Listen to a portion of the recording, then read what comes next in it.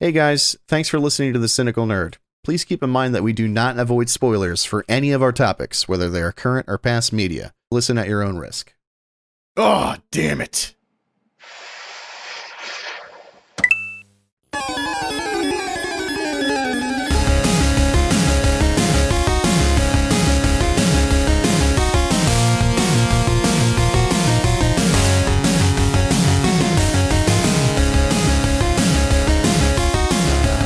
That's So my back to fancy AV talk. Back to the ball washing bit. So you're just a handsy guy, huh? Oh, absolutely. Okay. Hands alone? If I'm feeling flexible, I'll actually do like back into the asshole and just do a singular ball to... Now, if there's a lot of funk on the balls, I won't do it because then you're pushing the ball funk into the asshole and you're just making more work for later. Yeah, you're going to have to clean that mess up eventually. Yeah. It's not like it just doesn't go anywhere. You're just relocating the ball funk. It's not a very efficient strategy. Yeah.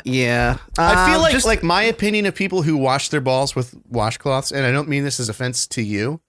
It's just how I'm ready I feel to be offended in general. Uh-huh. I feel like they're pretentious cunts. Like, I feel like... What? I really do. Like, what's the point? Just use your hand. What's wrong with your hand? You're going to wash your hand right afterwards.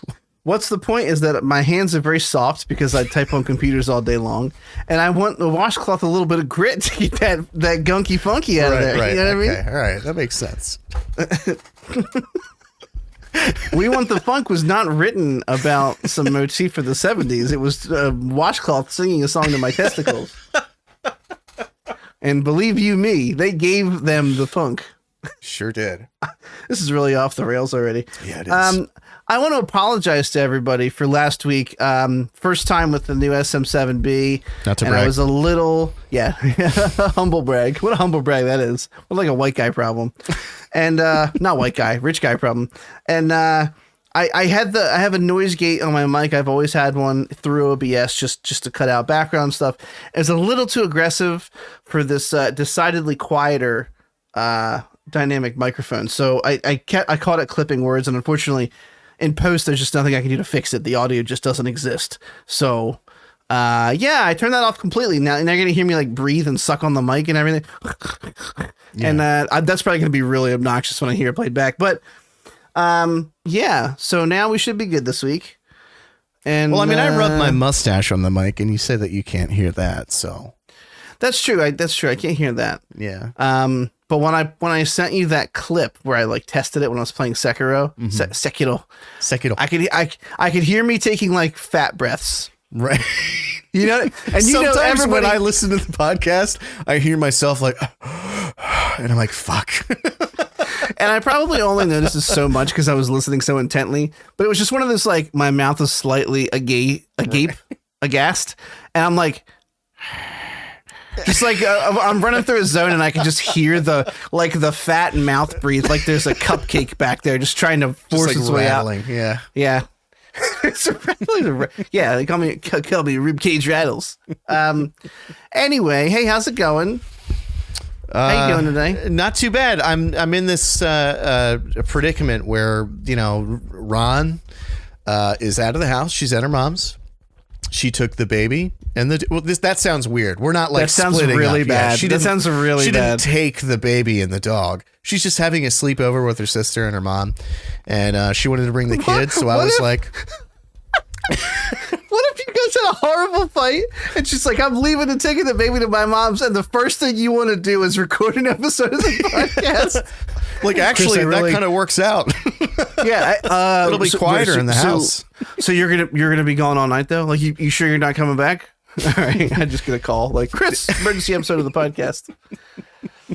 But anyway, so like I'm in the middle of that stage where I'm convincing myself like, oh, I'm going to have a boys' night. Like, I'm drinking claws. I'm going to play video games.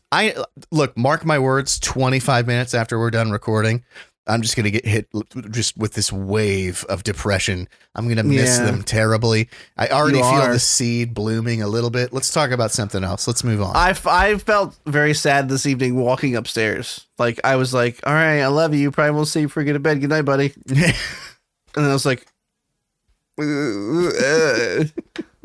You guys couldn't see my face unless you're watching YouTube, but that was my ugly cry face. How are you? So you ever have one of those days where just out of nowhere you get hit with like crippling fantasies about what happens if you lose the love of your life and have to raise your son by yourself? Happened to me today. I know that sounds terrible. I'm not kidding. I'm being very open and honest right now. No, I do have like worst case scenario fantasies. I get like Samantha still has a sinus infection because she had a head cold and then she, like most normal people, it goes away. Mine went away. Hers didn't. It lingered for a couple days. And like one day last week, she just woke up and was like half sobbing. She's like, my face hurts and my mucus is still yellow and I don't know what to do. I was like, go to the doctor. So she went to an urgent care because we don't have primary care physicians because we're irresponsible adults. They were like, yeah, basically, I mean, that's what happens if you have a cold long enough and it doesn't get better, it gets infected. Like if that shit just sits in your sinuses, it gets infected. So they gave her some antibiotics. She's on like day 3 or something. But anyway, I tell you all that to tell you that she was didn't feel good today, a little out of it, took like her antibiotics and like Excedrin at work. And she was like, I feel kind of weird. My stomach's So you were like, me. what if I come home and my wife is dead? Well, then, and on top of that, she went quiet. She went radio silent. She wasn't answering my texts all afternoon. Right. And I know she's I know what that's like, Chris. Yeah. So because I worry like my mother worries, I literally like all of the worst case, saddest things you can think of cycled through my head. And I mean like the worst, like I can't bear to lose her. Like I'm going to raise Grayson by myself. Like I'm talking like the stuff to where like I had to excuse myself and pretend to take a shit at work because I was like worked up emotionally. And I got in the bathroom and I was like, what is fucking wrong with me? And then I got home and when I saw her, I hugged her and I cried. And she was like, what's the matter? And I told her and she was like, oh, that's okay. It's happened to me before too. And I'm like, yeah, but I feel like it's not supposed to happen to a man. It's different when it's us. Yeah, and now that we'll be kicked off the air for misogyny. Yeah. No, like I would 100% do the same thing. Like it's like a spiral that you can't pull yourself out of. Yeah, dude. I was like, please, no, I don't want to think about this anymore. And it just kept going. I was like, well, my mom's going to have to take Grayson for a couple of days because I'm going to be too depressed to like deal with him, even though I'm going to miss him terribly. It's going to be horrible. This fake thing that's not happening. But that's what gets me worked up. If I ever want to make Veronica cry, I just tell her what a great mother she is. Literally, it takes 8 seconds. I don't even have to go that in depth. I'll just go, hey, I just want you to know, like, I wouldn't want anyone else raising our kid. You're really just a knockout mom. You're just that's all it incredible takes. in every way. And she will start crying immediately. Now Sometimes I know she'll go, don't make me cry. Now I know every going. time you post that on Facebook, what you're doing. I'm just trying to dunk on her, yeah. just remind her who's emotionally superior in the relationship. Right, yeah. Like I have this card in my back pocket at all times. So you should be afraid of me. You hold her hostage. Anyway, to answer your question, doing good. I'm feeling pretty randy today. I don't know. I also have alcoholic beverages, but I tend to sip on them when I'm mixing the podcast, so I'll do that later this evening. Right. We have almost no. Hang on. First and fucking foremost, welcome to episode 51 of the Cynical Nerd Podcast. We have almost no week in review this week. We have like 3 things, and one of them is my thoughts on a show that Derek hasn't watched. Then we're gonna talk about a pretty decent amount of trailers. And then we have 3 main topics, not 2, because last night we decided we're going to talk about Sekiro. Shadows Die Twice from Software. From Software, such an awkward thing to say. Fuck them for naming their company. It was From a dick Software. move to name it that. I agree. You know they knew what they were doing. Like ha ha ha ha. And our main topics, because we are, if nothing else, ever so timely. Ghostbusters Afterlife. I know it's been out for a while. And the second episode of still waiting for the show to prove why it's on the air. .com/Boba Fett. It's good. Thank you. I'm like out of breath. I think I ran upstairs and then I just started blabbing a whole lot. Right. Just didn't give your lungs a chance to catch up. Yeah. I'm out of breath 100% of the time. Like I haven't like caught up with myself in like 3.5 years. I'm always like sort of gasping just a little bit. It reminded me of Mitch Hedberg. Rest in peace. I'm sick of chasing my dreams. I'm just going to ask where they're going and catch up with them later. First piece of news. This is really just us continuing to... We'd like to thank our sponsors this week, HBO Max and HBO. They've ended 2021 with 73.8 million subscribers. Quite a good number. Breaking out of the subscription field. I had no reason to put this here other than good for them. Like, Yeah. I continue, and this is probably just me and no one else really cares, but I continue to be interested in how their day and date release model for 2021 is going to affect their subscriber numbers once that's no longer the case. Mm-hmm. We talked last week, I think, about the Batman showing up like 45 days post theatrical release, but it's, as far as I know so far, not going to cost any extra money to watch it. I think that might be like the perfect happy medium. Like, I'm not going to wait 45 days because Batman is my favorite superhero. Yeah. But like, if it was like I don't know, like the fourth Thor movie, I'd probably wait 45 days to see it. Like, I'm not going to rush to the theater, you know? So I mean, honestly, sans a Batman or a Spider-Man film, I'm probably not going to run to the theater anyway. I don't know. It is kind of crazy those numbers were put up, and I mean, it launched like not that long ago. I mean, obviously you can thank the pandemic for that. It's a weird sentence. You can thank all those people that died.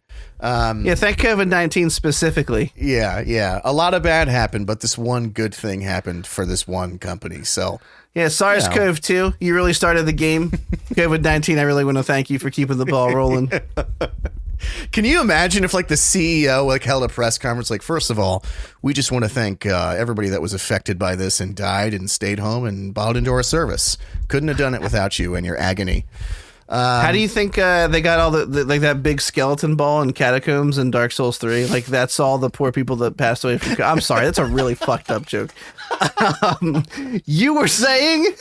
Before I dig any deeper? No, it's just I'm happy to see it. I mean, it's always nice to see a good model succeed. And a lot of people wanted to see them fail, mainly the movie theater industry. So it's good to kind of have them get it stuck to them. That's true. So, yeah, that's it. I'm happy for them. Yeah, They and really part of have it's an like... excellent catalog. Like, even beyond the... Like, I'm wondering as well, like, what's going to happen after the, like, simultaneous theatrical at-home release thing. But even without that, I mean, they just have a great selection. The app still sucks my fucking nuts and my balls at the same time. I can't get it. Like, I just can't make that point enough times. You have so much money. Fix the app. Like, just make it more navigable. I don't know. That's it. Navigable is a good word. I like that word. I don't think it's navigatable, right? I think it's navigable. No, navigable sounds correct. Okay. Navigatable sounds like you fucked the word up. You know what I mean? Yeah. Okay. I'll do the other piece of news first. There, you know, in the vein that Derek has spoken of previously, our very own Derek show, of these streaming services trying to find like a corner. Excuse me, trying to find a corner. And it's a big one. And box in like a franchise or a property like Netflix and The Witcher right now, you know, stuff like that. Paramount Plus is reviving Beavis and Butthead, and Mike Judge himself is going to make a new movie coming to Paramount Plus. Normally that would induce eye rolls as far as you could see. However, he released 2 sketches of Beavis and Butthead, and they're like old, and it looks fucking really incredible. Yeah. And as soon as I saw those, I was like, I'm sold. Like, I'm gonna watch it. Yeah.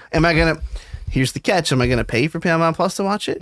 No. Repeat it with me. No. Yeah, I will not pay for Paramount Plus or Apple TV just ever. There's nothing shit. I will ever do to get those services. I'm still paying for Apple TV. Whoops. Ted Lasso is totally worth it. That Finch movie, Yeah. it wasn't that great. It was okay. It's Tom Hanks is always a joy, but that movie was trying its hardest to ruin it for me. Yeah. And there are a couple series on there that I wouldn't mind watching, but clearly since I have not been watching them, Yeah. I should be canceling my subscription. But it's you know, like when you put this in here, I kind of like chuckled a little bit, like who gives a fuck about Beavis and Butthead anymore? But then I read the article, and it actually like it does make an interesting point in that like in the 90s they were kind of this enigmatic icon in that they're clearly dorks, like they're asocial, social outcast losers, but like they have this, they're sort of like dialed into what's cool and what's not. And generally, like on the show, if they thought something was like lame, like that's what people thought, that thing was lame. So like in a day and age where absolutely everybody is a critic, myself included, there could be some interesting takes for satire there. And Mike Judge he's a great writer. So, I mean, I generally like, even the stuff I really like, I'm not crazy about from him is just like middling. It's like nothing he's ever put out is like bad to me. Right. And at most it's pretty good. Like Silicon Valley, very smart show, very funny show. But Silicon Valley was really good for the first like 2 seasons. That's all I watched. I guess I guess they stopped at the right place then. I shit you not, the angle of jerking off was I was crying like in absolute tears. That whole bit was so good. The commitment from the writers and all the characters to where like they must have did so many takes, but these guys are like, they're like, well, look, are you tip to tip, or what's the angle of are you doing like this? And I was like, oh my God, these guys are like legitimately trying to figure it out. If you haven't watched that bit or don't know what we're talking about, please go look up like the season 1 finale of Silicon Valley and watch that jerk off bit scene, because it's fucking hilarious. It's like the most efficient way to jerk off dicks or something. It's so good. There was an equally funny bit in they have the whiteboard 2. and everything. They're like doing fucking like, dude, it was so fucking calculus and so shit. Good. Yeah, because they're all like, it's a ridiculous premise, obviously, but they're taking it so seriously. It's like I'm just ruining it by talking about it, but please go watch it. It's hilarious. Yeah. That's all for Weekend Review. That's literally that's it. There was a weird rumor about Batgirl, but I'm not going to bring up every single rumor about those things. Yeah. We're going to let that go. But just because I mentioned that one, one of the set photos showed a mural of Michael Keaton's Batman that was going to be on a wall. So we know he's going to be in it, apparently. That mural of Michael Keaton's Batman had a Robin in it. Could not make out who it was. It was kind of like a caricature or like a little bit of a card. Like it wasn't exactly like Keaton, but clearly Keaton's costume, but there was definitely a Robin, and there are rumors that there will be a Robin in the movie. Cool. Probably not. Probably going to be lame in some form or fashion, but if I see Robin, my brain goes eventually Nightwing, cha-ching. So maybe we'll see. Right. That's all I really want in life is a good Nightwing movie. Okay. Cobra Kai season 4. That's all of what we can review. We've talked about this before. You don't really have an interest in the show, right? Like it's not appealing to you. I'm not going to watch it. I'm not going to watch it. Yeah. That's totally fine because it's by all means. The writing's really not good, but it's such a weird thing because it's like the characters are the writing is like it's like not sitcom. It's like soap opera cheesy sometimes, but like the characters all have more than one dimension to them, so it's like instantly better than half the shit on Netflix that you could just randomly, you know what I mean? Like it's such a weird dichotomy, and fuck, I love using that word. It's a good where one. Like some of the back and forth, you're like, ugh, Jesus Christ. But like the like in the first season, you're like, okay, well, you're following Johnny Lawrence. He was the bad guy in Karate Kid, good, bad. He's the guy you root for in season 1 because he's down on his luck and he's trying to rebuild, and LaRusso only looks at him as that kid who was an asshole to him so he doesn't even give him a fucking thought. And you're like, oh, well, there's more to him than this. And he's, shitty past, and he really cares about this kid he finds and wants to help. And like, sure, he's teaching Cobra Kai and it's aggressive, but like it's helping this kid like get confidence in himself. There's so many facets to the show. That I would ultimately say it's the pros outweigh the cons, and that if you have any interest in it, you should watch it. But I'm not trying to talk you into it. Season 4 just came out. I binged it in like 2 days. It's 10 episodes. They're all like 35 minutes apiece, so it's really easy to chomp through. And it's more of the same, and I mean that in a good way. Like they're continuing to bring back older characters from some of the older movies, but in like not just cheap cameo roles, like actual roles in the show. Like, I don't remember the dude's fucking name because I don't think I was paying attention to Karate Kid films at this point, but like the third one or something, I think, hold Holy shit, I'm having such a hard time. Here's the thing. I wish I could help you, but like I never really saw those movies. I think I've mentioned it before. Oh. Like I saw the first one like when I was like 7, and I think that's why I never really cared to watch this show. Is I feel like that was like a staple of a lot of people's childhoods. Like I watched Teenage Mutant Ninja Turtles every single fucking day. A lot of people watched that too, and Karate Kid. I never not that I didn't like it. I just did. Maybe I didn't have it or whatever. So like when they're like, oh, it's about the bad guy from that movie, I was just kind of like, all right, like that's not the most appealing thing to me. That doesn't mean anything to you. Yeah. The person I was trying to think of is John Kreese, who's like the sensei of Cobra Kai in the old movies. He was like the bad guy, the bad Mr. Miyagi, basically. Mm-hmm. There's like another guy that he brings in like the third. I don't know, because I never watched past like the second one, I don't think, but they're bringing in these secondary, tertiary characters and giving them more to do than you would expect. And I don't know, it's better written and also still cheesy than you would. It's better written than you would expect, but also still cheesy. Mm-hmm. Got a lot of heart. That's it. That's Chris's thoughts. Ba-dum-bum. And that's the end of the episode. Thanks for listening to Chris's Thoughts, episode 1.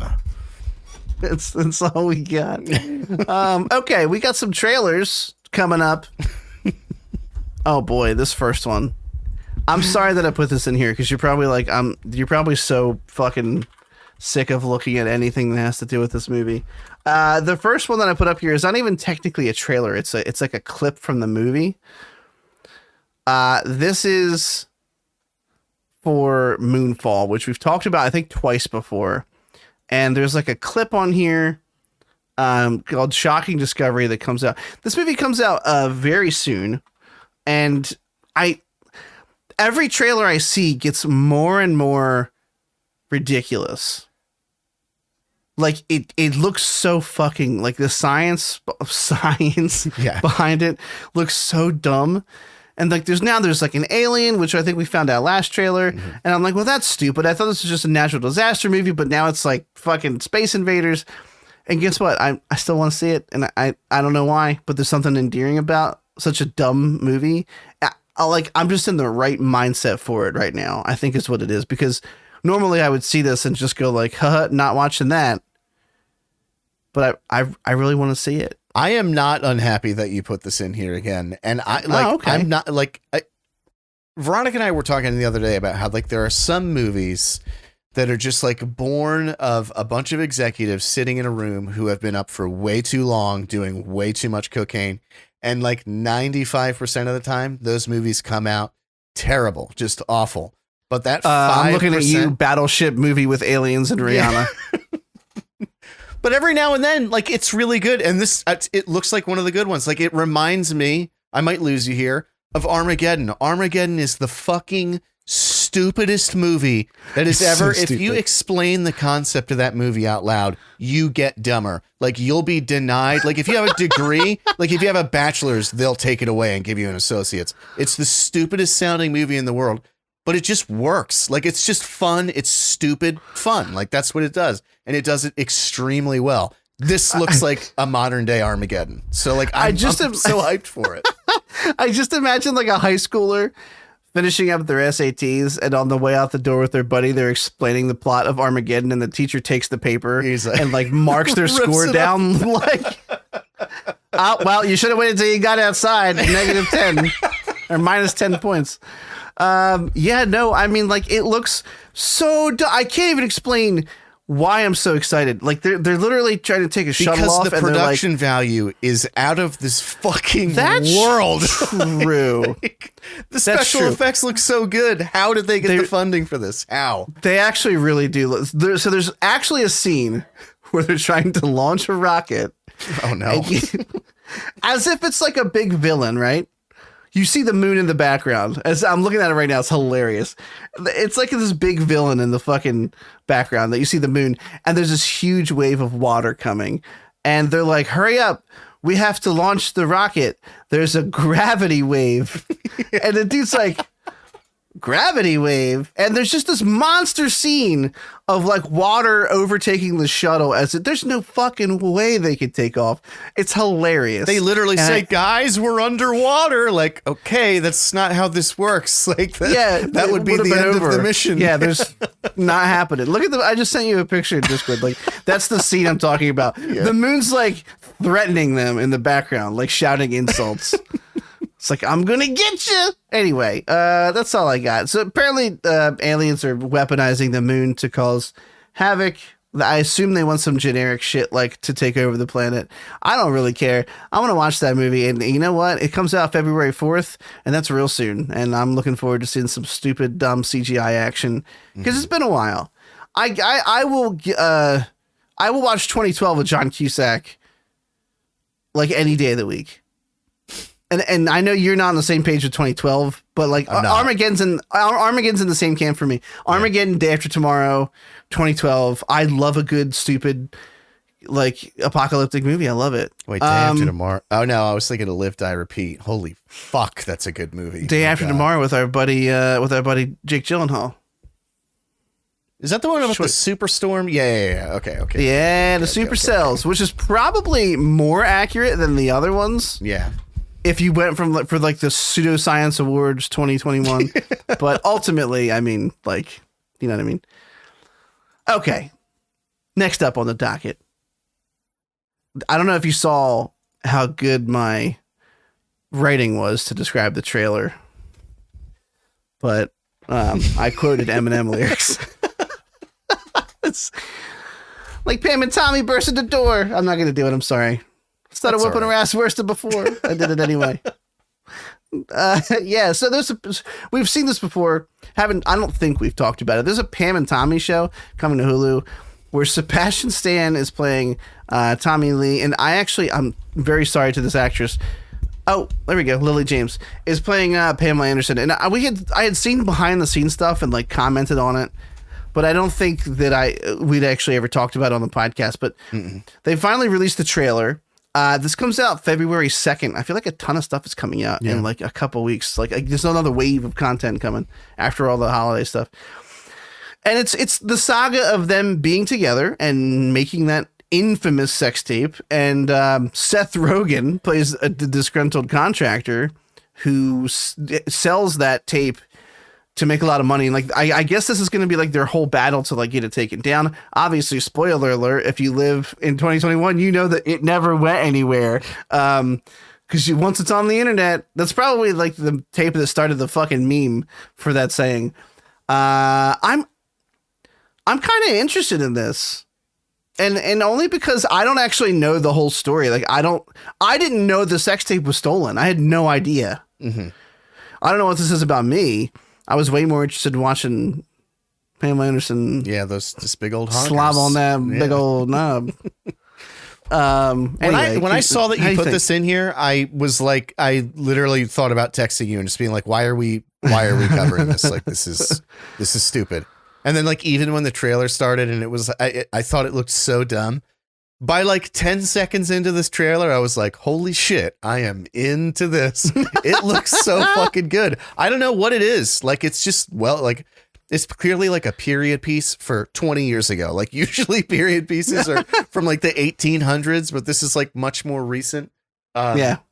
Sebastian Stan looks just like Tommy Lee. Oh my God. Hilariously similar to Tommy Lee. Yeah. And whoever you just said her name. I'm sorry, but she looks Lily exactly James. like Pam Anderson. Dude, exactly. Like literally down to the titties. And then down to the titties. Just to like drive this point further home, when Veronica got home, I was like, look, I'm going to explain this show to you. You're going to think it sounds stupid, but then I'm going to show you the trailer and you're going to want to watch it. I told her what it was about. She was like, you can show me the trailer, but I'm not going to be into this show. And the same fucking thing happened. We got to the end of that trailer and she was like, we are watching that show. I don't know what it is about it. Like, I don't know how to explain it. Yeah. You just have to go watch it. Like there's something about it just looks so fun and interesting. I will say alongside Seth Rogen, I'm so fucking tired of Seth Rogen, but I missed his name. Nick Offerman, who looks hilariously mischievous in this. He really does. Like he could play a character in like Trailer Park Boys or something. Like he looks with the mullet, very and the handlebar mustache. Yeah, I'm staring at him right now. It's fantastic. So now I'm excited. I think it looks great. I fucking can't wait for it to come out. Yeah, it's such a weird thing. It's like I said, I had never known that tape was stolen. I don't know. I guess because younger me with a boner didn't give a shit what I was jerking off to. You know what I mean? Like that's really the right. I mean, we're being re-educated here. It's so funny. I remember there was like made just for you. They're like, we know you didn't investigate into the story after you were done coming, so we waited till you were a little older, and now we're going to show you. Episode 1, dedicated to Christopher Reed. Just in case you're not sure which one it is, it's the one from the East Coast. I'm not going to say what state, even though it's really easy to figure it out. Okay, next trailer is talk about Blast from the Past. Oh, what a segue. I know it's not a good segue if I call out how good of a segue it is, but I can't fucking help it. They're making a new Fraggle Rock TV show. Look, I am very cynical when it comes to, 1, rebooting old franchises for streaming services, and 2, trying to remake a children's show. And like, I don't know who this is marketed to, because kids nowadays don't watch shit like Fraggle Rock anymore. And I honestly don't, I'm probably not going to like it as much as I think the idea of this coming back is kind of cool. I only think that because Fraggle Rock had a baller theme song, like one of the best theme songs from the 80s. That's all I got. It's quite a claim. I got nothing else. Down to Fraggle Rock. I could do that all day. I feel like I'm the only like 30-something who missed this way. Like I didn't watch like the Muppets or Fraggle Rock or like Dark Crystal. Like, we talked about that. I didn't watch it. So like, whenever a new Muppets movie comes, I feel like I'm the only like. Everyone at work is like, "Oh, dude, Jason Segel's starting." Is it Segel? It's it's Segel. Okay, all right, good. I was. Anyway, so they're always like, "Oh, he's going to be in a new Muppets movie," and I just like, it's not like I think like, "Oh, I'm better than you. I don't care about the Muppets." I just don't care, and I feel like I'm missing out. And so when I see these trailers, I'm like, I just feel nothing. I just feel this just void. So like, I'm happy for the people who are happy for it, but like, I'm not going to watch this. I just don't get it. Like not in a mean way. I don't have the capacity to understand. Dance your cares away. Worries for another day. Let the music play. Down a Fraggle Rock. I'm sorry. Now I get it. Now I get it. Let's watch it. Let's do a watch along. Have you not heard that original song? I don't know. Maybe not. Maybe. Oh no. If I had, if I have, it's like way back in my subconscious, buried under a bunch of weird dark shit. It's a fucking banger. Okay. Well, like there's some psychedelic guitar in there. I'm not kidding. Like, I'm not going to imitate it because that would be silly. If anyway. Okay. You keep saying you're not going to do something and then you do it, right? I don't know what you're talking about. I'm not going to talk about our next trailer, Jackass 4, aka Jackass. Thank you. I was proud of that. Jackass Forever. Sorry. It's also Jackass 4. You know, the one that's replacing Bam with a bunch of teenagers, apparently. Because I didn't know that. Well, we all are. And yeah. It just makes me sad. I know. Ugh. It's like someone ran over Bam in like the Looney Tunes, but his face stayed flat, like Wile E. Coyote, like ran him over with a big truck. You know what I mean? It's like a failed clone of him ate him. That's what he looks like. It's like a Toxic Avenger version of Bam. So this isn't really a trailer. This is actually like a featurette for the new movie coming out. This is about the new cast. I didn't actually know this, which is partially why I put this in here. They brought in a bunch of new faces. Not a bunch, but there's like a handful of younger guys who they brought in. And honestly, as soon as I saw it, I went, well, yeah, because they're all old as shit now. Thank God they made that choice, because... at a certain point, would you just start to feel bad if you watch Steve-O like ram a ice pick up his dick hole for the 30th time? Like, I mean, yeah, it's funny, But now you're old and things don't heal like they used to. And I don't, Well, I even feel like when you bad. see Johnny Knoxville like land wrong, it's like before it was like it still hurt to watch. Now Oh, it's I know like, what you my mean. God, dude, like you're 50. There's an actual beautiful shot in this trailer. And I'm going to try and find it and send it to you while we're talking.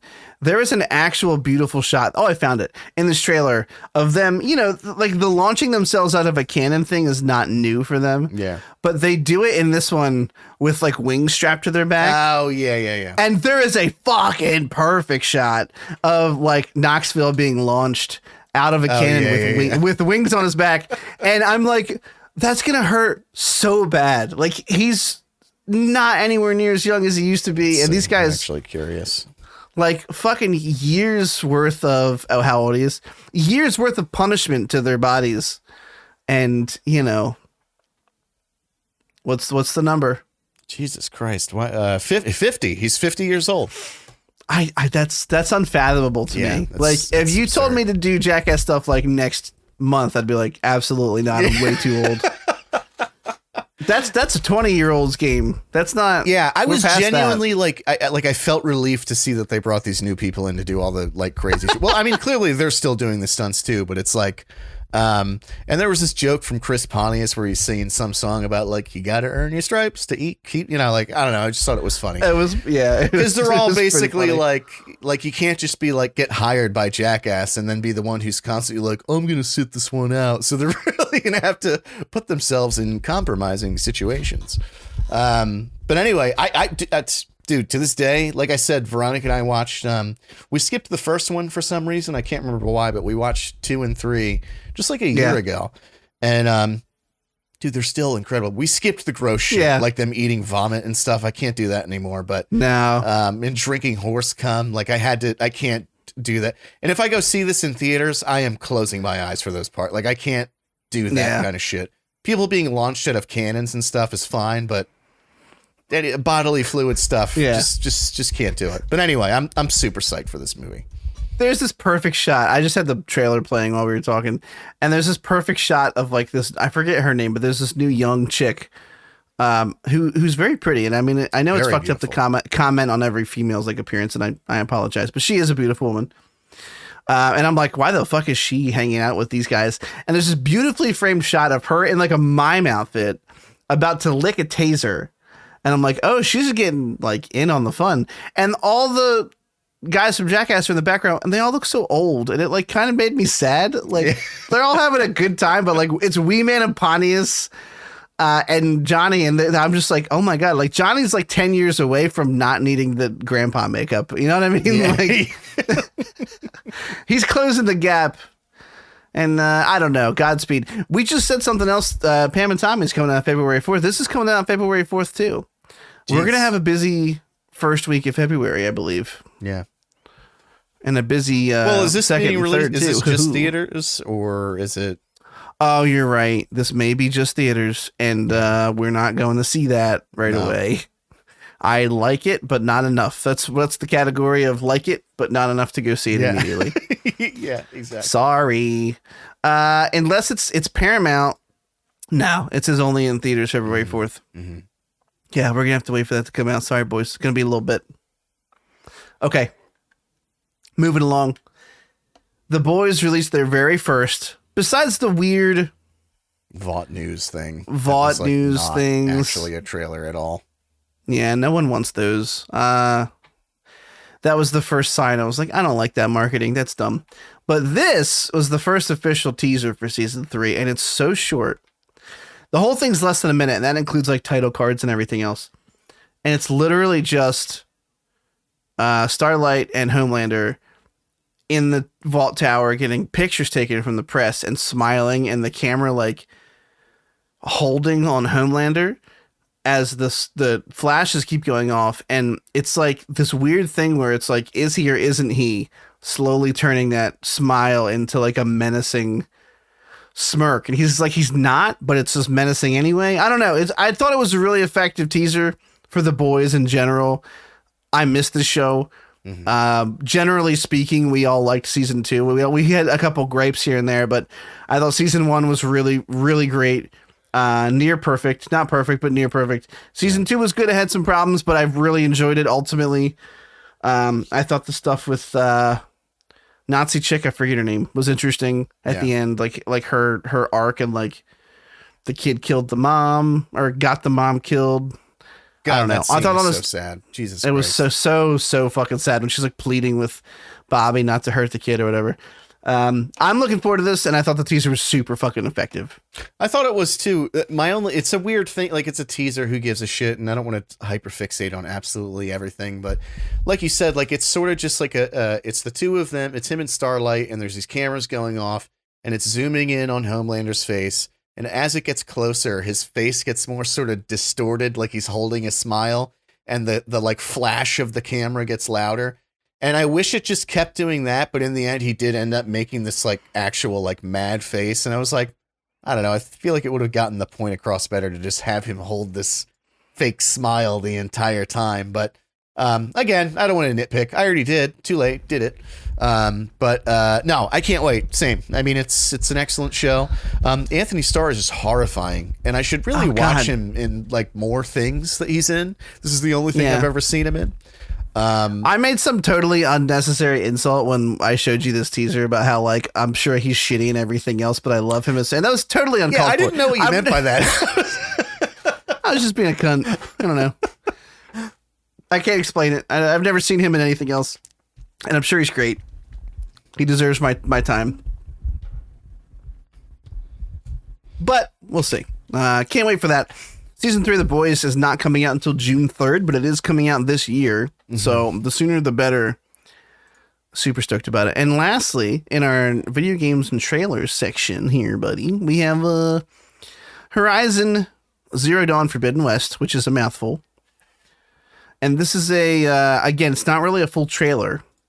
This is sort of like a featurette too. It's about the different tribes of the Forbidden West and introducing them. And it's 2 minutes. And I keep forgetting how soon this game comes out, because it comes out next month, February 18th. And I can't wait. I think it looks great. The game looks gorgeous, as is expected. And you didn't finish the first one. You just started playing it, right? No. So when it released, I played it on PlayStation 4, and like a lot of open world games, I just got fatigued with it. I got like most of the way through it, like overwhelmingly. I don't know why I didn't just finish it. But at this point, like now I forget everything. So I did get it on PC. Oh my God, it plays so great on PC. It just looks beautiful.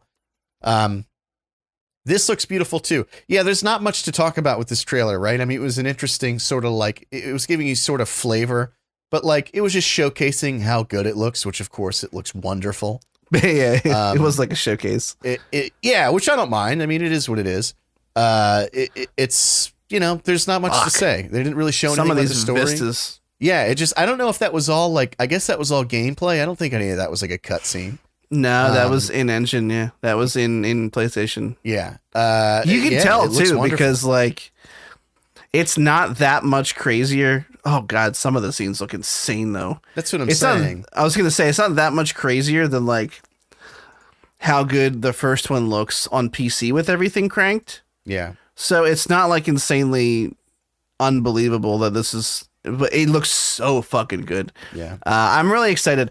So you know most of the backstory, right? You got through like most of it. And I mean, you can basically guess anyway from the fucking apocalyptic setting, but I'm really interested to see where the lore goes with it. I thought the first game was a really neat story. I was interested in the world that they built.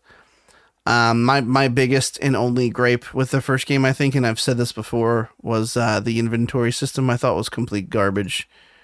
Like, just, it was not fun to manage inventory. It felt like a chore all the time. This one looks pretty neat. Again, I mean, you know, gorgeous is an understatement. I'm really looking forward to it. There's a lot of flavor between these different, there's like one tribe that has like 3 factions at the end. Mm-hmm. Like they were like, oh, the Karja and these guys. And then there's this last one who the Tenakth. Yeah, the Tenakth tribe. So there's the Karja, the Oseram, and the Utaru, who I think were all from the first one. I know the Karja and the Oseram, definitely. I'm not sure about Utara. The Tanakh, I don't think were in the first one at all. And that's they have like 3 different factions. They're all flavored a bit differently. They apparently have some kind of like inner truce between the tribes, but it's like tenuous. That kind of stuff is what gives those worlds life. So I'm interested to see, you know, what happens. And I hope that the story is as good in this one as it was in the first one. If I remember correctly, well, I won't spoil it if you haven't seen everything, but yeah, I'd rather you didn't. My hope is, you know, what I was going to say is I really don't think, especially with Elden Ring coming out a week after this does, I don't think I'm going to have the first one beaten by that time anyway. But, I do like my one criticism of the first one. I don't think I'm far enough in to really remember like the inventory thing that you're talking about. But the world is so fucking realized and it's so well, like, just conceptualized. It's just very cool. I hate the dialogue in this game. I think it's so dry and boring, like most of the time. And it makes like, yeah, it's fair conversation, especially with side quest people. Like when you get into the lore of what, like when you're talking to like whatever her name is, the mother, the one who like took you in the beginning, like that shit's cool. Yeah. But when you're just talking to like Joe, who like broke his leg on the side of the road, he's like, I hurt myself. Can you get me a twig? It's like, oh, God damn it. Like this is, and that makes up most of the dialogue in the game. So it's like, it's really hard, dude. It just it takes me out of it. I don't know, but I am going to finish it. You sound like you were playing the game of charades and the clues were Trey Parker voicing someone from Horizon Zero Dawn. Trey Parker voicing video game NPC. I hurt myself, but anyway, that's it for the trailers, and I'm ready to get into things. Let's do it. We did have a fuck TCN. We did. You're correct. From our former third piece, our buddy Sherwolf. That's SWEARWOLFE. He is probably live right now. Who knows? He's been streaming a lot. You should go check him out. But he was not super happy that I said that Andrew Garfield should not get another movie. And I gotta say, sticking by it. I don't think it's a proper fuck TCN. I love you, buddy. And that was a one-sided Twitter comment you made, because if you recall, I said I thought this movie redeemed Andrew as a proper and well-rounded Peter Parker / Spider-Man. But besides his relationship with Gwen, I don't think you can pick another thing out of that universe that was good. So don't at me, bro. There's just like, and I also disagree with the fuck TCN. And it's not just Garfield. It's the character of Spider-Man himself. I know they're not going to like close the door on Spider-Man now. I know that's an unrealistic expectation, but of course, No Way Home came out. I don't think we talked about this on the show. I'm sorry, listeners, if we have already. And people are calling for like a Logan type Toby Spider-Man and a new Andrew Garfield and the new Holland trilogy. And there's so much money and resources and like creative minds to do something new. And it's just like to have a pantheon of one character is just like mind boggling to me. I don't understand. I just rather see them go in a new direction. I know that there's going to be more Spider-Man movies in my heart of hearts. I know that, but I don't think like retreading ground is the right move. I think just burped and tasted my dinner. That's a fun one. I think like they came back and they were in the movie just enough to not be annoying. But I really feel like if they were present for any more, it would have been too much. I think they served their purpose. Andrew was definitely redeemed. Yeah, I mean, just let it end where it ended. Yeah, and just to clarify, his actual comment was that he thinks Garfield deserves a movie with decent writing. That may be true, but I don't want to see it. And I don't want to see it because there's too much Spider-Man already. We already know they're going to do more Tom Smallhands Spider-Mans. It's basically guaranteed. Yeah. So I'm sorry. I know what you're saying, and I hope you. He just also mean it did say, "I don't like saying fuck TCN because it sounds too harsh." And I love you guys, and we love you too, Scott. Of course, yeah, we definitely love you too.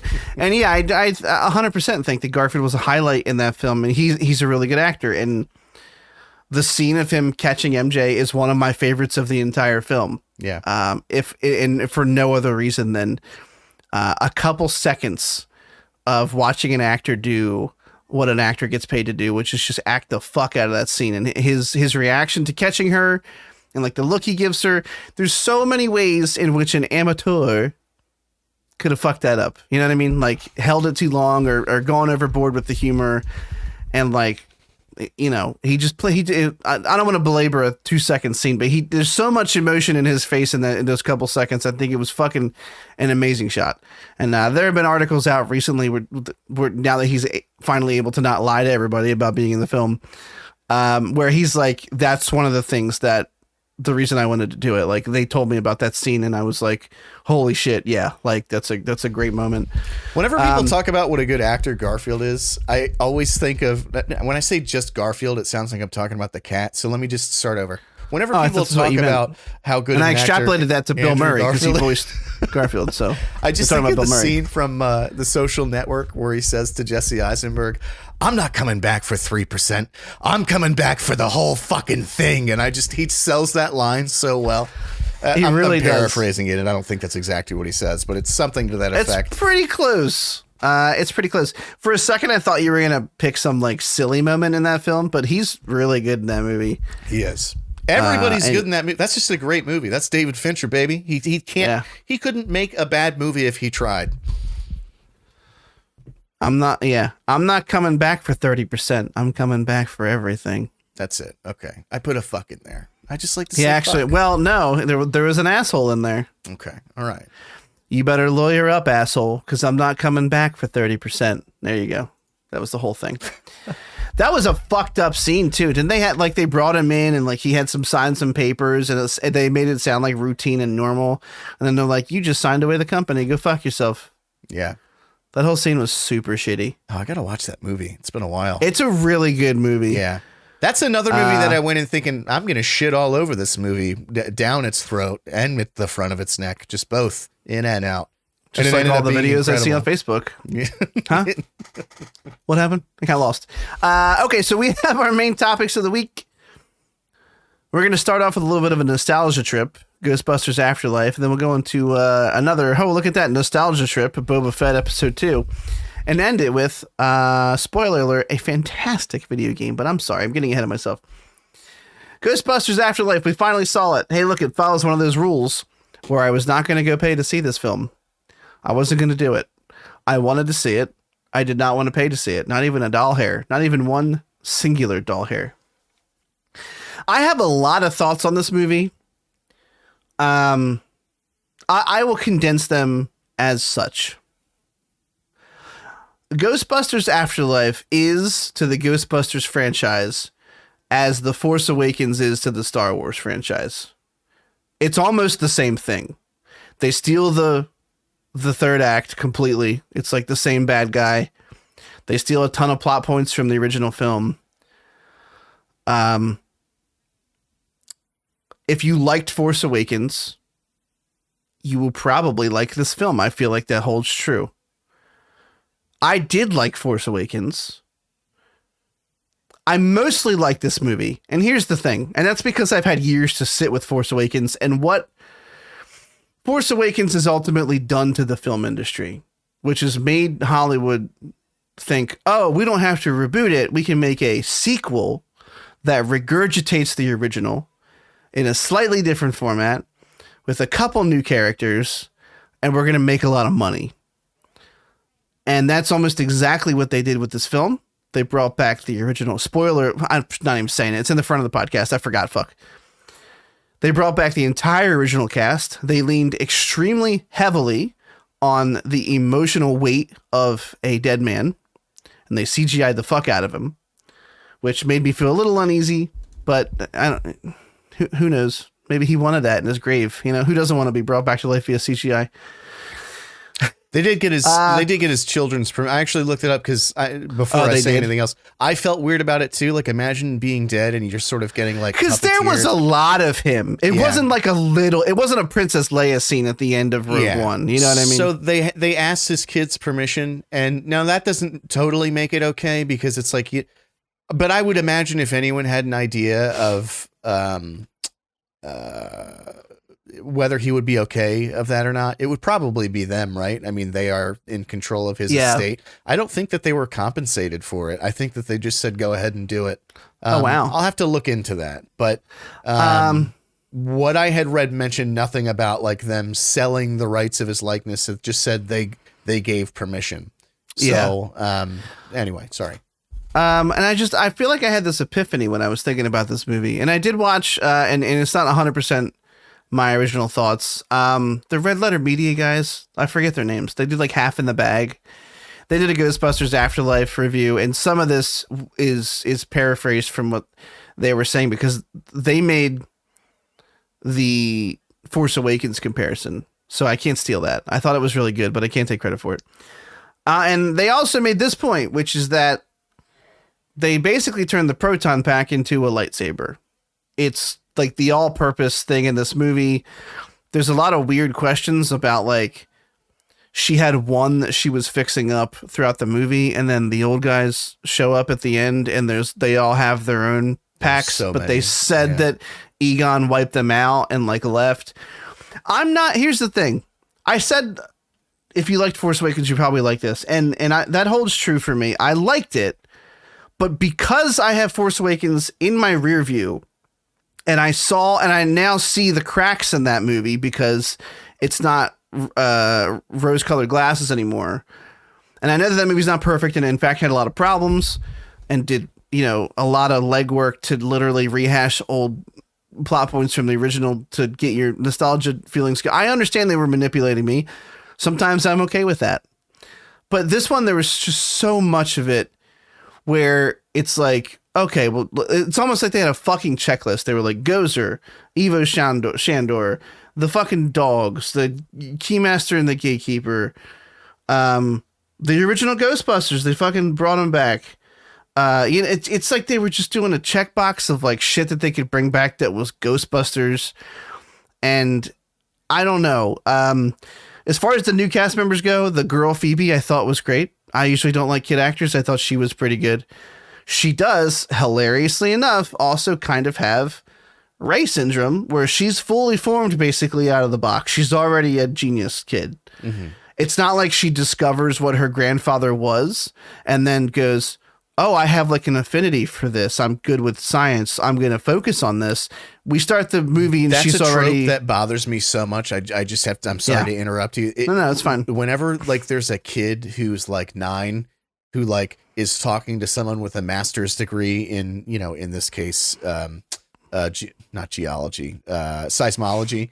And she's just like, oh yeah, this term, that term. And he's like, oh, impressive. I'm sorry, but that's just not like how, unless you're brought up in like a trillionaire's family and you're getting this education, like no country bumpkin struggle to pay the rent kid just knows this shit. Like I'm not trying to sound like classist or something. It's just they don't have the opportunity to learn those advanced things at a young age. And I don't just comes across as so ingenuine to me and just an easy like plot point. I'm not criticizing it in this movie. I'm criticizing it when they do it in any movie. I hate that trope so much. Yeah, that's entirely fair. And like I said, I wouldn't mind if she was clearly brighter than the other kids, had an aptitude for it, caught on really quickly, was shown to be like a tinkerer, which she was, but she was already basically what she needed to be when the movie started. And then like, I don't know, the movie did some stuff that I liked. Like I said, I know I'm criticizing it a lot. I ultimately have fond feelings for this film, but it's because I know they manipulated me and I'm okay with it to an extent. I liked the mom. I liked that she didn't give a fuck about science and was just like, let's go to this house and get money. I thought that actress played that character very well up until they made her a MacGuffin of the Keymaster, whatever, the Gatekeeper. That was boring. Paul Rudd was Paul Rudd. He's charming, but he had almost nothing to do. And he was just there to go from place to place for things to happen. He was there. Like, why did he go to the bill. Walmart that night? Because he just wanted to have a brand product placement for Baskin Robbins and Walmart. Yeah. And then to see the Stay Puft Marshmallow. I hated that scene with the marshmallow guys. I saw a fun fact about this movie that was like, Paul Rudd's character goes to buy Baskin Robbins at Walmart. In Ant-Man, he worked for Baskin Robbins briefly. Like, cool. So Baskin Robbins is paying Paul Rudd specifically. I don't know. And then And I feel like we're getting another fuck TCN because I remember Scott really liking this movie after he saw it. And again, I liked this movie. Something triggered in me when I watched it, and I felt like I had like not an epiphany, but I was like maybe like a minor epiphany. How's that? It's like you don't have like a full heart attack, you have like a minor heart attack, you know, you're just like, oh, my chest hurt for a second, but now I need to watch my caloric intake or something, sodium intake. That's blood pressure, whatever. You get the fucking idea. Triglycerides. That's a good word.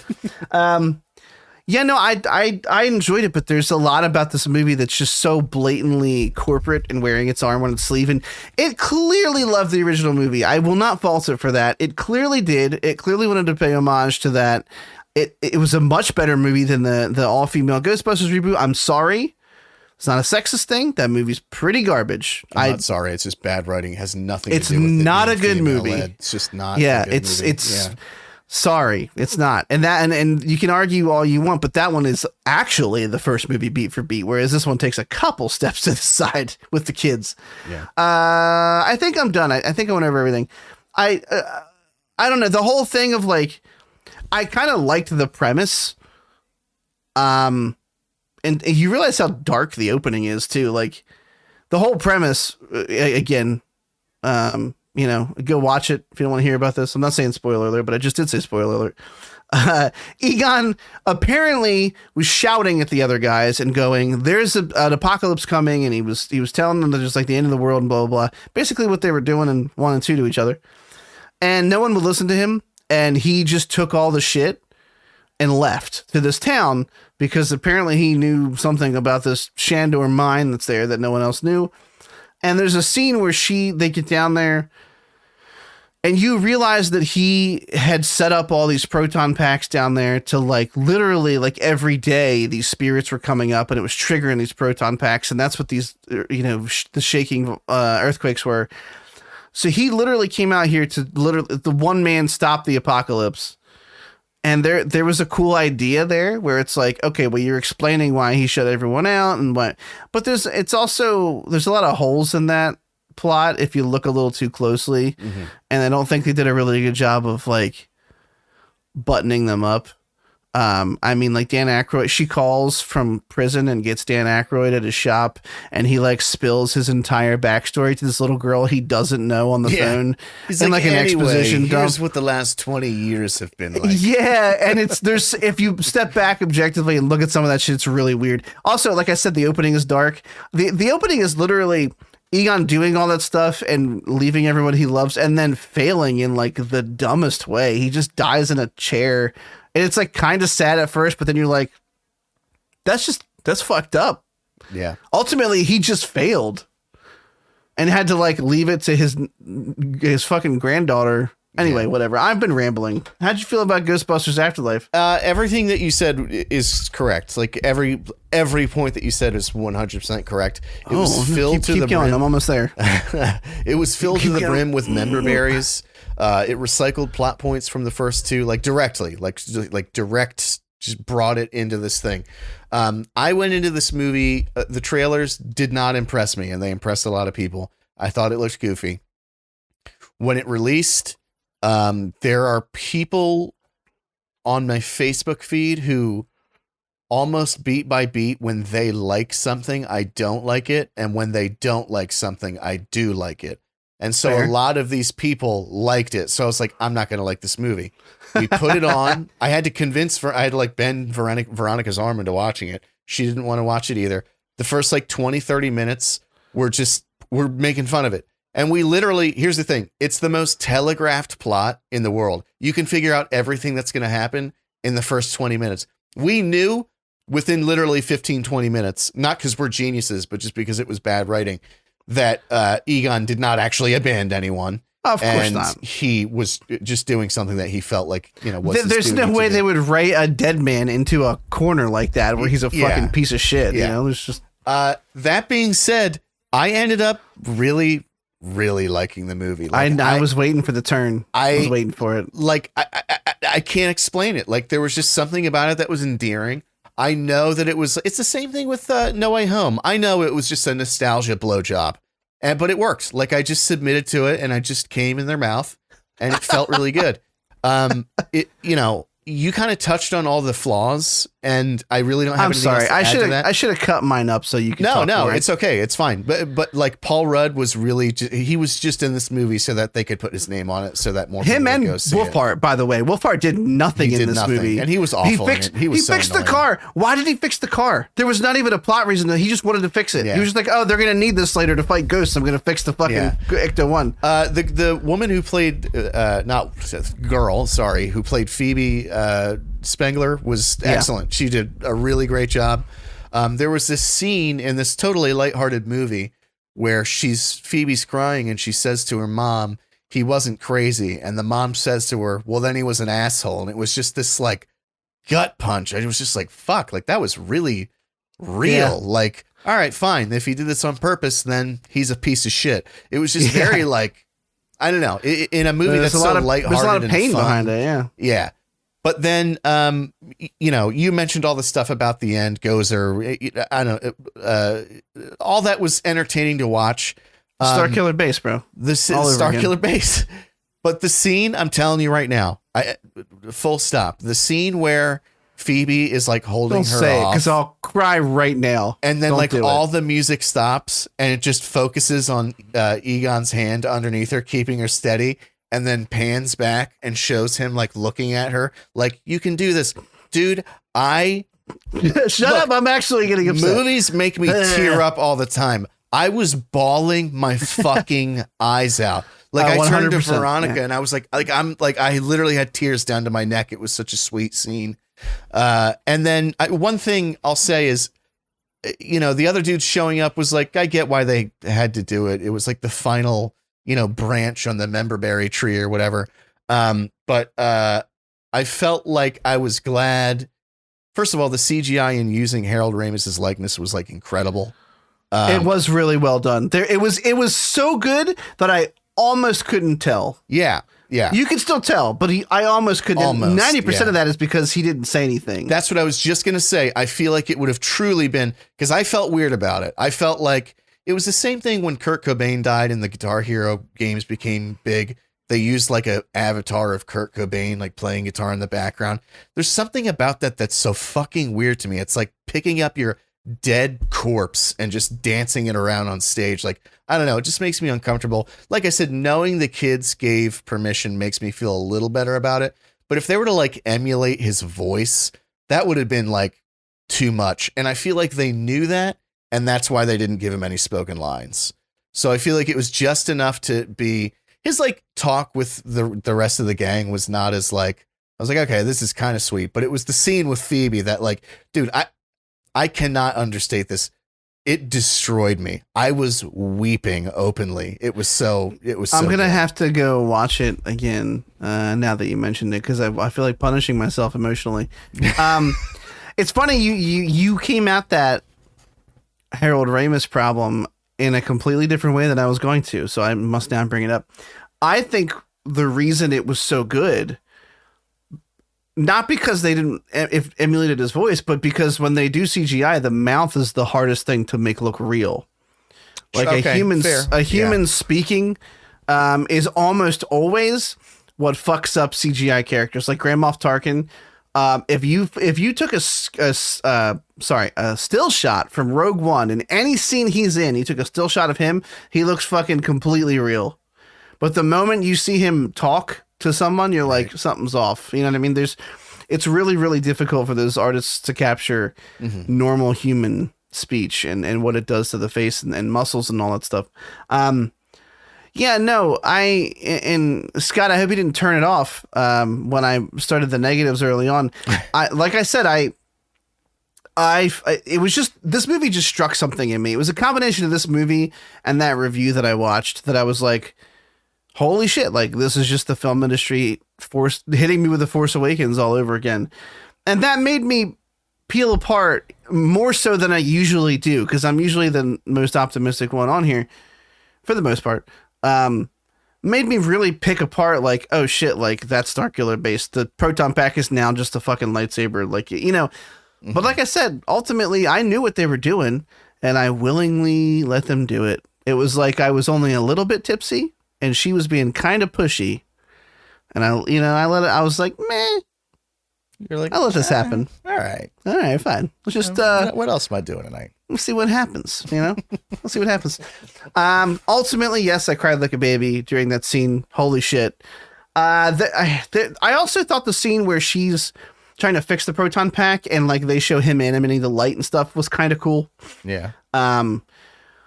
Ultimately, this movie made me go back and rewatch Ghostbusters, the original film. I still want to rewatch 2. I think I might do it tonight while I'm mixing this. And 1 is just holds up really well, like surprisingly well. Like I watched it about a year ago. It really does. Yeah. I don't think like Star Wars holds up the original that well anymore. But this one, Ghostbusters 1 is still a fantastic film. And it's mostly because it's a satirical dark comedy where there's some actual scares in it, like not crazy scary, but enough. When the librarian first turns around and like morphs and you're like, oh shit. There's a lot of like digs at like capitalism, like they make him take a third mortgage out on his house, and there's all these like wrinkles in this plot that this Afterlife movie is just not that complicated. It's not that dense. It's a very, you know what I mean? And the original holds up 100% is what I will say. And if you want to go watch a really great Ghostbusters experience, I mean, they literally, I didn't mention this earlier, but in the line of comparing it to Force Awakens, I mean, fucking Muncher, really? He's the Slimer replacement. Just bring back Slimer. Yeah. Muncher is BB-8. Like, they just made a new fucking droid and they slapped him in the movie. Again, I like the film. I don't know about Muncher. I didn't care about him, but the film overall, I thought was good. And I would give it. You know what bothered me about Muncher, like what irked me, is when they were trying to get to the proton pack behind the bars. Yeah. And so he unlocked the trap so that Muncher got out to eat through the bars. And then what does he do immediately afterwards? He phases through the ceiling. So why wouldn't he just phase through the bars and just get away from everyone before eating metal? It makes no sense, but it's a movie. So calm down, Derek. But it's okay. It did get to me a little bit. Moving on, I don't have a lot to say about our next topic, but we will push through it. Boba Fett episode 2. It happens. It's a thing. Things are done. The end. That's it. I liked it more than one, which doesn't mean I'm not convinced on. I'm not sold on it. But interestingly enough, when in episode 1, so we have a dual storyline going on. We have what's happening with the modern day with the Hutts, and we have like sort of his humbling experience that he had with the Tusken Raiders. Talk about the coolest looking Wookiee I've seen in a long time. He was so cool, and then they did nothing with him. They fucking Sandor Cleganed him. They made you think something cool was going to happen, and then just walked away. Cool, thanks, Jon Favreau. But anyway, his character design was really good though. But funnily enough, like when he was walking around talking to the mayor, this and that, I was like, man, this show sucks.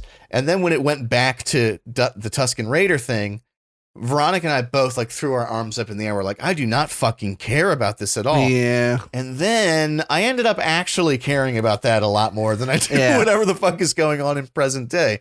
I don't know. Just like his journey with, they like put that lizard in him and he goes on this basically like peyote walk to find the piece of wood that they craft his weapon out of. And right. You mean the lizard ayahuasca that he took? The lizard ayahuasca. Exactly. Yeah. Episode 51. The train scene was like really well done. I mean, it was cool. I mean, I see what they're doing. They're trying to create this halfway point where like he was removed from society. He's with this primitive species who he is humbled by. And now he's going back into this, criminal underworld. It's a trope. Where he's trying to apply what he learned from these people, back in this world where sort of those principles don't apply anymore. Right. Do I think that I'm going to end up loving this show? No, but I did like this Probably one more not. than I liked episode 1. I will say that. I will say, in a lovely reversal of fates here, that I agree with basically everything you said. I never get to say that, so thank you. So there are a couple like legitimate deep cuts here, and because I am me, I will tell you about them. Cut me down. The station they go to get drinks at, with the gang where Boba goes and fucks them all up. That is actually Tashi Station, which is a cut scene from the original Star Wars film where Luke goes and meets a couple of his buddies and Big Starklighter. Not in the original, but you can find the deleted scene on YouTube. So that's a super deep cut. The other one is the Wookiee actually has a name and a backstory, and he's showed up already. His name is Black Chrysanthemum. It's spelled really interesting, like Wookiee. So it's black is spelled black, like you normally would. Chrysanthemum is Krrsantan, sort of like Kerstanton or Kersantan. Anyway, he was first introduced in a Darth Vader comic back in like 2015. 2015. I was right. As a bounty hunter. Interestingly enough, he knew Boba Fett, so they know each other. And I think that's why, I don't know, because I didn't go back and read this. I'm just making inferences here from what I saw, but I think that's why he said something about harder than a sleeping Trandoshan guard, and he said it and looked at him, and the Wookiee was like scoffed at him or sort of like kind of like was like, go fuck yourself, basically. I would imagine that's a reference. All right, I hope it was a reference to something because I forgot about that line. That came across as so like gibberish to me. I hated it. Like it felt like they were just trying to remind us that we were in another galaxy. Like better than a Bombibo Bakimi guard sleeshing on a Bibombo. You don't know who? Oh, hang on. You don't know who a Trandoshan is? No. It's the lizard guys. They've been all in the episodes already. Oh, with the yellow eyes. That's the Trandoshans. Sorry, I'm a giant Star Wars nerd. There are rumors that so there's a really popular comic book series with a character introduced named Dr. Aphra. I don't know if you've heard of this or not. Probably not. She became like a fan favorite in the comic books. Here's a super small introduction to her. We may not even see her, but just because she's related with that comic that those two characters were in. She's a human archaeologist who ended up working with Vader before falling out of his favor and having to fake her own death to escape his wrath. So Aphra, and this is Santi. I don't know who Santi. Oh, Black Chrysanthemum goes by Santi. People call him Santi. Oh. So Aphra and Black Chrysanthemum working together is a dynamic that works great in the comic world of Star Wars, but would be super. Yeah, this article is just saying that they want to fucking see it. Anyway, he was badass. I was like, oh shit, that fucking Wookiee looks sick. Yeah. You knew the Hutts were going to show back up, right? Like, it's Hut-controlled space. Why would they just... I'm surprised that there was a gap where Fuckface McGee was on the throne. I'm blanking on his name. They literally... Yeah, Bib Fortuna. I have a picture of Bib Fortuna downstairs on my wall because my very good friend Travis, who did our artwork for the podcast, we always made stupid jokes. And one of them was, it's a Bib Fortuna. And it was... Yeah, that's the name of one of our episodes. I know, because I'm an idiot. So I have a portrait. I will show you a picture. Maybe that's the episode thumbnail. It's just a picture of the... That's what it is. Because that's an ode for Travis, too. You know? I love you, buddy. Hope you're doing all right. I'm surprised they let him rule for as long as he did. I'm surprised they didn't just come in and go, oh, Jabba's dead, our territory. But the twins were a cool thing.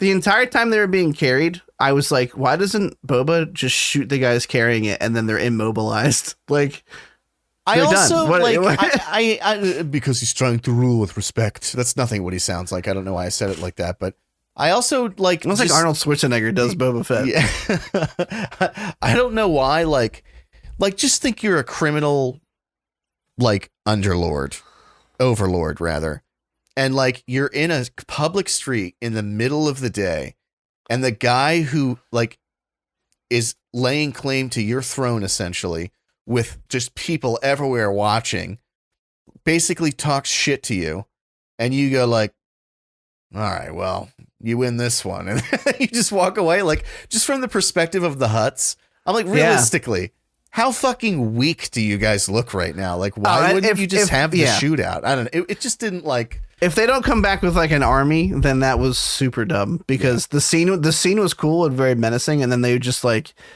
yeah, we don't want to have bloodshed in the streets. Yeah, they were like, all right. I didn't wear my bloodshed's shoes. Bad for business. I was like, there's two of them. Like, like how much blood would there really be? I didn't come wearing my fighting shoes, so we'll have to do this next time. Yeah, I did like this one more than the first one, but I keep coming back to this. Like, why is a show any more than glorified Boba Fett fanfic. Like, why does the show exist?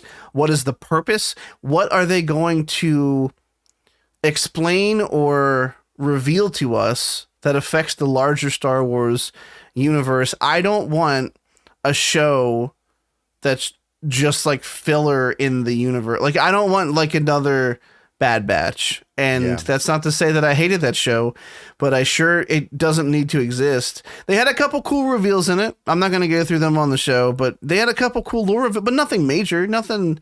And I know it's like, you can't do a Luke Skywalker at the end of every show you have, but like, I just need to know why this show exists. You know what I mean? Like, Boba Fett's ostensibly a throwaway character. As popular as she's become in the lore with people, I don't know, to see him go from like ruthless bounty hunter who doesn't give two shits to someone who's like, I'm going to rule by respect. I'm like, okay, but the Tusken Raider thing was not enough to make me feel like you went that far. And I just, it's difficult for me. And honestly, I hope this show ends up winning me over as a whole. Like you said, two is better than one. And I feel like I'm being a little negative on things that I keep saying I like, but I promise I liked it more, at least, than the first one. No, to be clear, I'm just saying I liked it more than the first one, and I fucking hated the first one. There you go. So I'm not fair. saying like, oh, the show, I have hope now. I'm just saying, like, if I'm being honest, Yeah. it was better than the first one. Still not a horribly interesting show. I can't imagine it being like wrapped up in a way that I'm like, ooh, can't wait for season 2. Like, I just can't envision a storyline that ends in something that I can't wait for more. And then that's like, you're like, oh, I'm glad I stuck around for this shit show for the Yeah. I think the dual storyline thing might be coming to an end soon. I mean, he's a fully formed, like when we saw him in Mandalorian, he was in the black robes. He had the gaffy stick. He was on his own. But ostensibly, I mean, he got to that point from a growth perspective. So what is he going to do now if they continue that? Just like the adventures with the Tusken Raiders? Like, you know what I mean? Yeah. I feel like it's going to be wrapping up soonish. I hope so, because I don't know how much I'm into the dual storyline thing. I liked the Tusken stuff, like you said, after a bit. At first, I was like rolling my eyes. I was like, well, fuck me. So we're never going to get anywhere in modern day because you give us 15 fucking minutes of modern day and then we do more backstory. Like, really? But the train stuff was cool. It was really cool. There was some good comedy in watching him teach them how to ride speeder bikes. Yeah. The aliens they're the Pike Syndicate, I believe, and I also believe they're introduced in the Clone Wars. Yeah, lots of neat little nods here and there. Again, it's not like it's not why I'm watching the show, and I want it to be better. So yeah. Okay. Also, there's a lot of hilarious like internet thirst around Black Chrysanthemum. Like really weird memes of like, I'm literally looking at one now where it's like a gross face and then like a maybe. It's like, no, I'd never fuck a Wookiee. And then it's a picture of Black Chrysanthemum. Oh man, I have some research to do now. Yeah. Got some shit posting to do, boys. No emails this week. If you guys want to email us, it's questions@thecynicalnerd.com. You know, tell us, ask us questions, tell us we're dumb, whatever you want to do. We like your opinions. You can tweet at us @thecynicalnerd. I didn't do this earlier. I'm going to do it now. And we're going to talk about one more thing, I think, as long as you're okay with it. Yeah, I am. Okay. You got an empty house tonight. You're going to party. Yeah. I could scream at the top of my lungs right now for the rest of the episode. And then only the other people in your apartment building would be really upset with you, and not your baby mama. Derek and I have been on a mission, and that mission is to be the best shinobi in all the land. And we've been playing Sekiro, Shadows Die Twice. And we've been playing this because Derek has had a newfound love of From Software titles, and I'm not gonna steal too much of your thunder from that, but he's been like baptized in the fires of holy shit, I love this now. I had previously already played Bloodborne, Dark Souls 1 through 3. I didn't beat Demon Souls. I'm probably never gonna go back. You had that vision quest to go back. I just can't do it. I don't care enough about it. I just don't. The boss fight, and honestly, like the boss fights weren't hard at all. So I know it's just going to be annoying zone after annoying zone, and then it's going to be over. So I don't care. Honestly, don't give a shit. It is a beautiful game, but I don't blame you for giving up on it. Oh God, looks so good. We talked about that before. So good, and him and I cannot wait for Elden Ring to come out.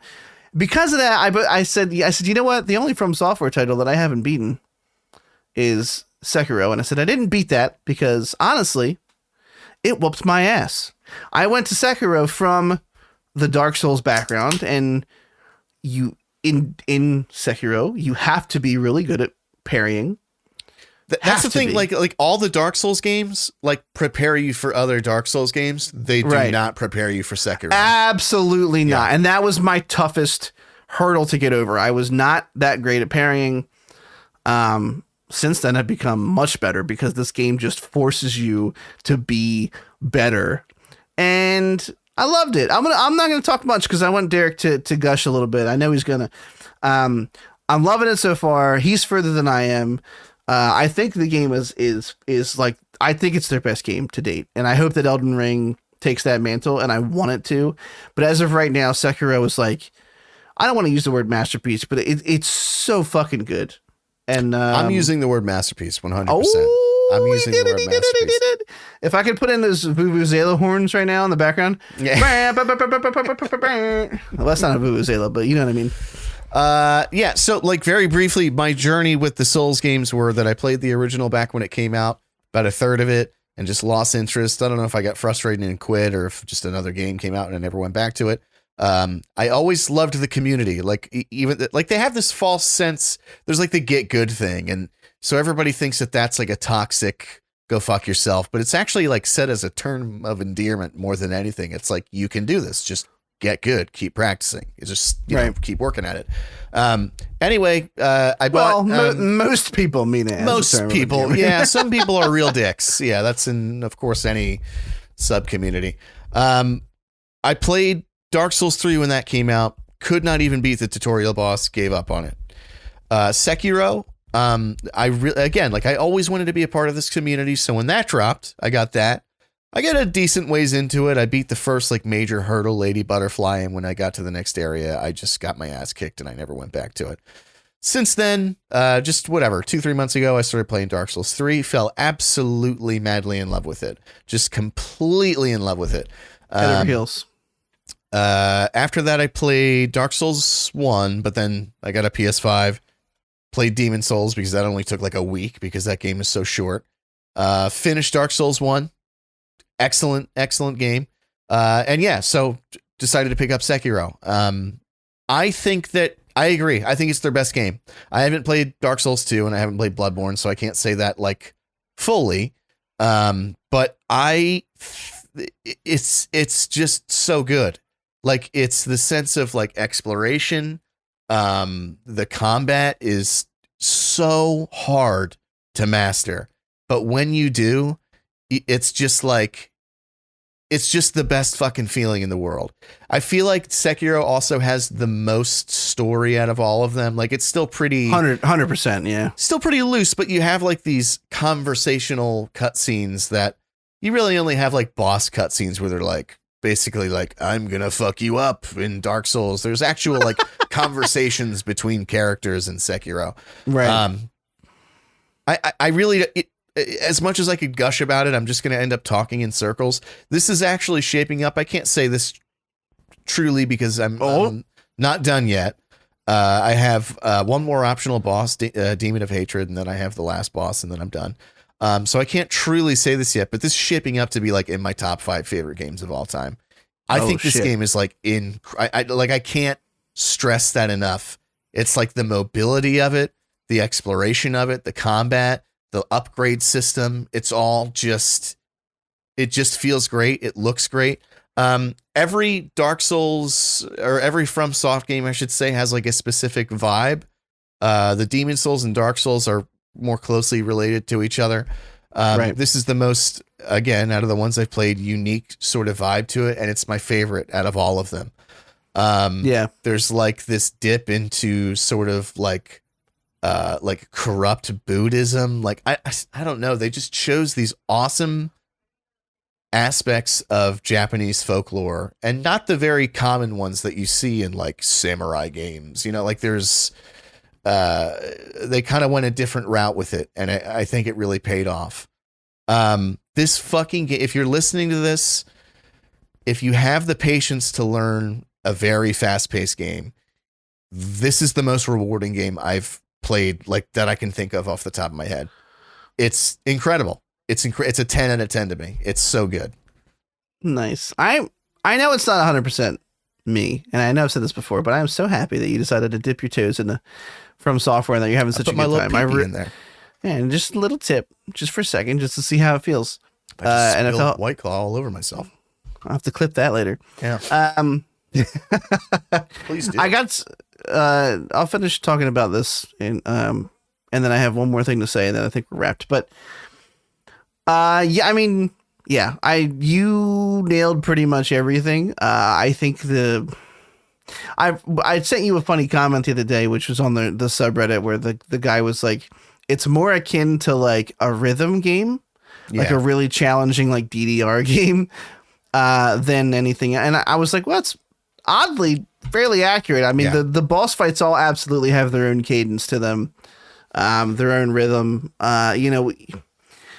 It's really satisfying because I think it's obviously a Souls-like game. It's from the company that invented the Souls-like genre, but they made just enough tweaks to this to make it feel so fresh. I mean, the fact that you only ever use one weapon, but the difference here is you have a bunch of prosthetic tools that you can switch in and out to your needs. It just let them finely tune that experience so much that you end up with these magnificent fights, as opposed to here's a great example, back in the Dark Souls series, or any of them really, because you can choose a myriad of different weapon types, and do you want to cast spells versus do damage, two-handed swords, or do you want to shield the traditional style?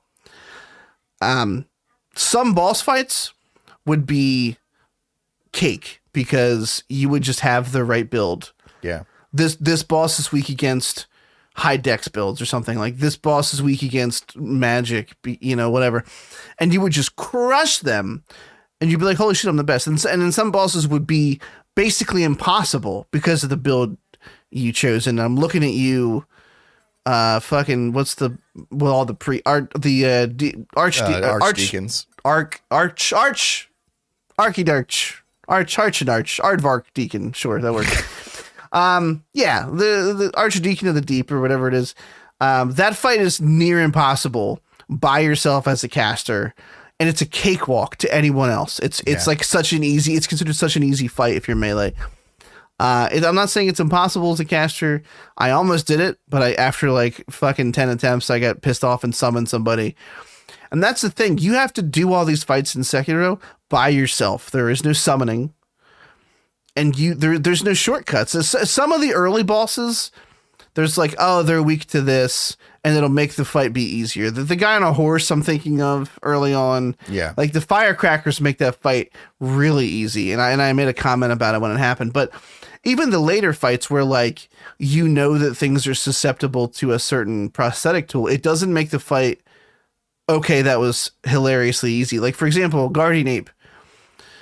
Just by like roll of the dice, skill. Sorry, I don't want to downplay it. You beat him in one shot, and I was like, okay, well, I don't know how you did that because it wasn't like Genichiro, but I fought him probably I think like 6 times or so before I beat him on like the 7th. It took me longer than I expected. Frankly, because you said you one-shot him, and not that meant it was going to be easy to me, but I'm like, if he one-shot him, I'm sure it's not going to be, that sounds fucked up. You know what I mean? I'm whatever, fuck you. No, downplay my accomplishments. It's okay. No big deal. Yeah, 100%. Oh, if Derek did it, then fuck me. But no, I didn't go in expecting the fight that I got out of him, and it made me kind of rethink things. And even in that fight where he's weak to, you can burn him for sustained burn damage, and that's effective. It doesn't make the fight easy. It doesn't make the fight easy. Yeah. It might chip away his health because the first phase you almost always get on damage versus posture. Yeah. firecrackers are extra useful against him because he's a beast, but like he doesn't even stay stunned that long regardless. So it definitely, the prosthetic tools don't make the bosses cheesy in the later half, it feels like. And the point I'm getting at is because they have these prosthetic tools that they can hone, and you only have one weapon, and you have these special arts that all make you feel a little unique, but everybody has access to them. These fights feel so finely tuned, and just really enjoyable. Like Genichiro was a fucking skill wall. Like they were like, oh, by the way, from here forward, you need to be this tall to ride. Yeah. And you better grow a couple inches, kiddo, or put on some heels or something. How many times did you die to Junichiro? I didn't count. Well, it showed me somewhere. Oh, I probably at least 20. Like, yeah. Okay. So, all right. I took what's his name down in one try, the Guardian Ape, Junichiro. I probably died 240 times before I killed him. Like literally, I was stuck on him for like 2.5 days. Oh, okay. No, it wasn't that long for me. It legitimately, it was probably less than 20 if I'm being honest. I don't know. It was probably like 15 or something. It took a long. He's the longest boss I've got stuck on, 110%, and it's because of this rhythm. There's a rhythm to them, and yeah, they might change up their combos on you, but it's such a beautiful dance. It's just two guys. He's a humanoid enemy. He's on some big crazy monstrosity, and he's fucking quick. He's like as if you're playing against another person, and he's got these combos, and then he goes through 2 different death blows, which up till that point in the game was all you really saw from boss fights. And I remember being like, oh, I beat him. I'm like, damn, Derek really oversold this. Like, this wasn't that hard the first time I hit that cutscene, and then you're like, oh, lightning Genichiro. And there's a third phase. Sorry, it's technically just a second phase, but there's a second phase, and this man's got lightning, and his combos are all completely different. Yeah. And at that point, especially the first couple times you get there, you're definitely low on health because you're not that great at phase 1 yet. And it was just such a gut check for that fight. And again, I know I'm kind of rambling. We both did because we love the game so much, but I can't recommend it enough. This game is not for everybody, for sure.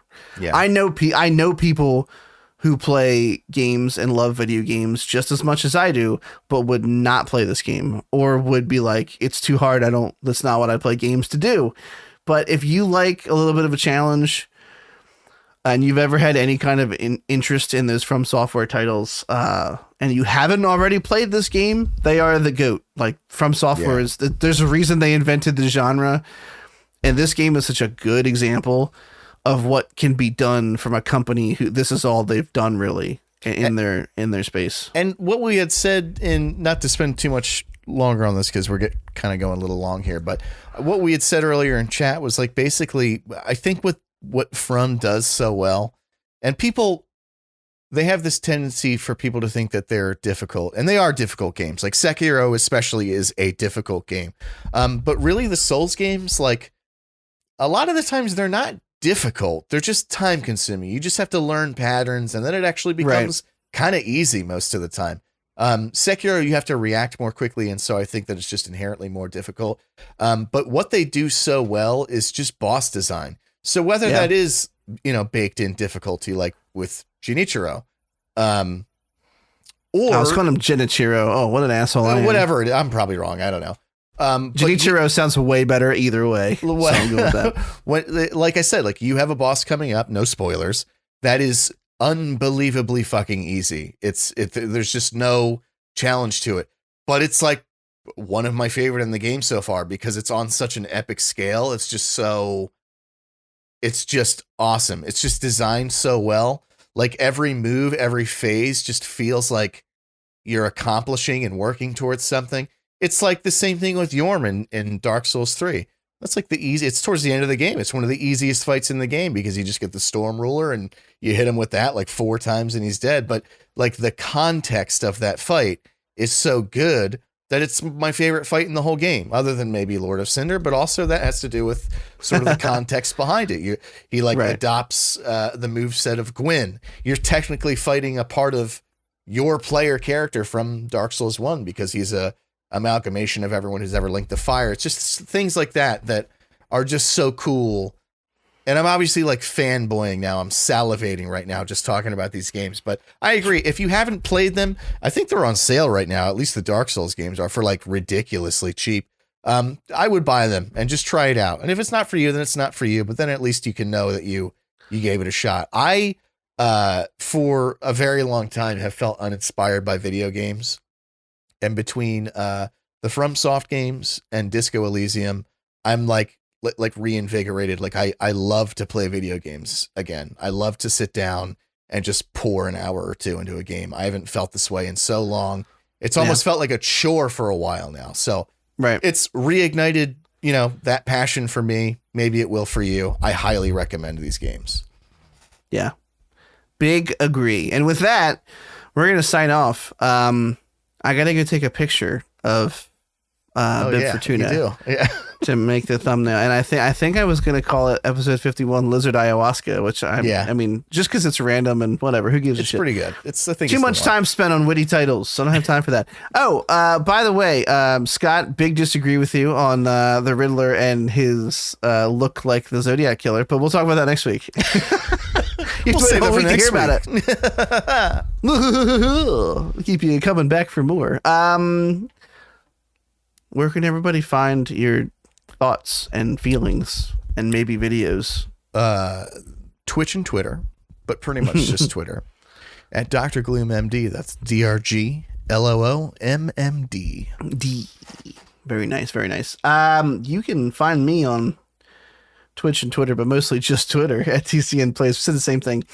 Look, I've said I am going to be coming back to streaming, and I am actually going to be starting pretty heavily. I think I'm going to time it with the Horizon Zero Dawn, Elden Ring time period when that stuff comes out at the beginning of February. Because I'm going to be probably swapping back and forth between those two. They're two very different styles of games, both open world, but Elden Ring is admittedly going to feel much different. So, coming back, definitely. I'm also I got to change a bunch of my layout stuff. I'm going to be, am currently dieting and would like to reflect that with stuff like, drink of water as opposed to sip of beer, because, that's how you die early. And I don't want to do that. I just had a whole emotional breakdown earlier about my wife dying. So welcome back. Full circle. We'll see you guys next week. That was some PhD shit. That's how you die earlier. Yeah, that's how you don't live longer. Thanks for listening. We love you guys, and we'll see you next week. What comes out? Shit, something cool comes out. I don't know. I already lost it. We'll talk about it next week. Oh, I want to watch Antlers for next week. Is that okay? Yeah, let's do it. Word. We're gonna watch Antlers. It's a horror movie. Again, not new because we review things on our own time, and that's behind. You just come here for the charm. Yeah, the dad charm and the dad bods. Really, if I'm being honest. Yeah, you can't see them, but you can imagine them. I want you guys to put our pictures up on the wall and then draw what you think the rest of our bodies looks like, and then send them to our Twitter. yeah. At the Cynical Nerd. We got the whole name. I'm just kidding. It's been a long time. All right, guys. Have a good night. I'll see you next time. See ya.